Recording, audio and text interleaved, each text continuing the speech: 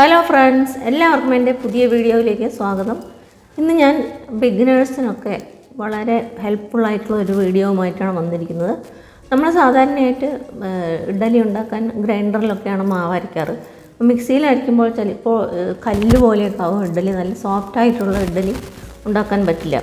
ഇപ്പോൾ അങ്ങനെയുള്ള ഇഡ്ഡലി എങ്ങനെ ഉണ്ടാക്കാമെന്നുള്ള റെസിപ്പിയുമായിട്ടാണ് ഞാൻ വന്നിരിക്കുന്നത്. അപ്പോൾ വീഡിയോ അവസാനം വരെ കാണുക. അപ്പോൾ ഞാനിതിന് ഇഡ്ഡലി അരി ആണ് എടുത്തിരിക്കുന്നത്. 3 കപ്പ് ഞാനിപ്പോൾ 250 ml കപ്പിൻ്റെ അളവാണ് പറയുന്നത്.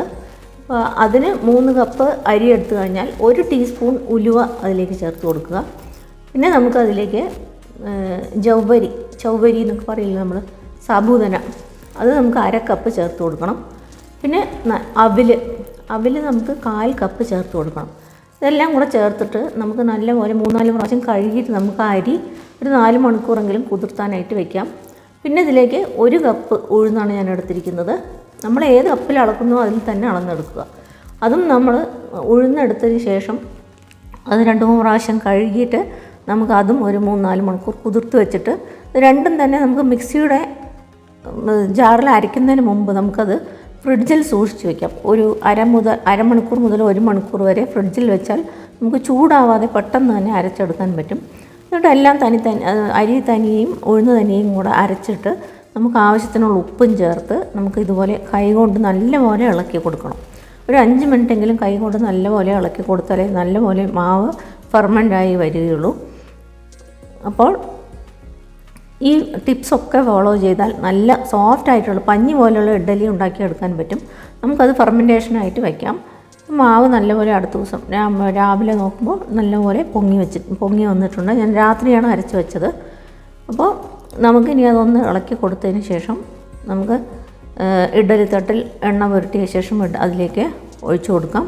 മാവിൻ്റെ കൺസിസ്റ്റൻസി ഒരുപാട് കട്ടിയും വേണ്ട, ഒരുപാട് ലൂസായിട്ടും ഉണ്ടാവരുത്. ഇതായിരിക്കണം കറക്റ്റായിട്ടുള്ള കൺസിസ്റ്റൻസി. അപ്പോൾ നമുക്ക് ഇഡ്ഡലി പ്ലേറ്റിലേക്ക് ഇത് ഒഴിച്ചതിന് ശേഷം നമുക്ക് കുക്കറിലോ അല്ലെങ്കിൽ ഇഡ്ഡലി പാത്രത്തിലോ വെച്ചിട്ട് ഒരു 12 മിനിറ്റോ അല്ലെങ്കിൽ 15 മിനിറ്റോ നമ്മൾ ആവിയിൽ വേവിച്ചെടുത്താൽ നമ്മുടെ സോഫ്റ്റ് ആയിട്ടുള്ള നല്ല ഇഡ്ഡലി റെഡിയാവും. അപ്പോൾ നിങ്ങളെല്ലാവരും തീർച്ചയായിട്ടും ഉണ്ടാക്കി നോക്കുക. അപ്പോൾ എൻ്റെ ചാനൽ ആദ്യമായിട്ടാണ് കാണുന്നതെങ്കിൽ സബ്സ്ക്രൈബ് ചെയ്യാൻ കൂടി മറക്കരുത്. കൂടെ തന്നെ ബെൽ ബട്ടൺ കൂടെ ഒന്ന് പ്രസ് ചെയ്ത് കൊടുത്താൽ ഞാനെന്ന വീഡിയോൻ്റെ നോട്ടിഫിക്കേഷൻ നിങ്ങൾക്ക് കിട്ടുന്നതായിരിക്കും. അപ്പോൾ നമ്മുടെ നല്ല സോഫ്റ്റ് ആയിട്ടുള്ള പഞ്ഞി പോലുള്ള ഇഡ്ഡലി റെഡിയായി. അപ്പോൾ ഇതിനെ നമുക്ക് തൊട്ട് കൂട്ടാനായിട്ട് ഒരു പുതിയ തരം പൊടി, കടുക് കൊണ്ടാണ് നമ്മൾ ഉണ്ടാക്കുന്നത് കേട്ടോ. ഇത് നല്ല രുചിയാണ്. എൻ്റെ അച്ഛനൊക്കെ ഉണ്ടാകുമ്പോൾ എപ്പോഴും ഉണ്ടാക്കുമായിരുന്നു ഇത് ഇഡ്ഡലിക്കൊക്കെ തൊട്ട് കൂട്ടാനായിട്ട്. വളരെ നല്ല സ്വാദുള്ള ഒരു പൊടിയാണിത്. അപ്പോൾ നമുക്ക് ആവശ്യത്തിനുള്ള കടുക് എടുത്തിട്ട് ഞാനിപ്പോൾ ഒരു 20 മുതൽ 25 ഗ്രാം വരെ ചെറിയൊരു തവിയിലാണ് ഞാൻ എടുത്തത്. ഒരു തവി അത് ഇട്ട് നമുക്ക് മീഡിയം ഫ്ലെയിമിൽ വെച്ചിട്ട് നല്ലപോലെ ഒന്ന് വറുത്തെടുക്കണം. കടുക് നല്ലപോലെ പൊട്ടി വരും. നമ്മൾ എണ്ണയിലൊക്കെ ഇടുമ്പോൾ കടുക് പൊട്ടുന്ന പോലെ തന്നെ എണ്ണയൊന്നും നമ്മൾ ചേർക്കുന്നില്ല, അല്ലാതെ തന്നെ നല്ലപോലെ കടുക് പൊട്ടി വരും. കടുക് കരിഞ്ഞു പോവാതെ സൂക്ഷിക്കണം.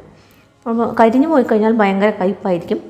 അപ്പോൾ ഇതിനാവശ്യത്തിനുള്ള മുളകും ഞാനിവിടെ 2 ചേർത്തിട്ടുണ്ട്. നല്ല എരിവ് വേണമെങ്കിൽ നിങ്ങൾക്ക് 4 മുളക് വരെ ചേർത്ത് കൊടുക്കാവുന്നതാണ് ഈ അളവിന്. അപ്പോൾ ഇതും കൂടെ നല്ലപോലെ ഒന്ന് വറുത്തെടുത്തതിന് ശേഷം ഒന്ന് ചൂടാറാനായിട്ട് വയ്ക്കുക. എന്നിട്ട് നമുക്കത് മിക്സിയുടെ ജാറിലിട്ടിട്ട് ഒന്ന് പൊടിച്ചെടുക്കാം. ആദ്യം ഉപ്പ് ചേർത്തിട്ട് ഒന്ന് പൊടിച്ചെടുക്കാം. ആവശ്യത്തിനുള്ള ഉപ്പും ചേർത്ത് പൊടിച്ചെടുക്കുക.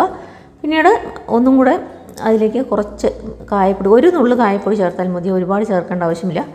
അതും ചേർത്തിട്ട് നല്ലപോലെ വീണ്ടും ഒന്ന് പൊടിച്ചെടുത്താൽ നമ്മുടെ കടുക് പൊടി, അതായത് കടുക് ചമ്മന്തിപ്പൊടി റെഡിയായി. ഇപ്പോൾ ഇതിലേക്ക് നല്ല വെളിച്ചെണ്ണ ചേർത്ത് കഴിക്കാനാണ് നല്ല സ്വാദ് ഇതിന്. അപ്പോൾ അതും ചേർത്ത് നമുക്ക് ഇഡ്ഡലിയുടെ കൂടെ തൊട്ട് കൂട്ടി കഴിക്കാൻ നല്ല രുചിയുള്ള ഒരു പൊടിയാണത്. നിങ്ങളെല്ലാവരും തീർച്ചയായിട്ടും ഉണ്ടാക്കി നോക്കണം. അപ്പോൾ ഈ 2 റെസിപ്പിയും നിങ്ങൾക്ക് എല്ലാവർക്കും ഉപയോഗപ്രദമായിരിക്കുമെന്ന് വിചാരിക്കുന്നു. വീഡിയോ ഇഷ്ടപ്പെട്ടാൽ ലൈക്ക് ചെയ്യാനും ഷെയർ ചെയ്യാനും മറക്കരുത്.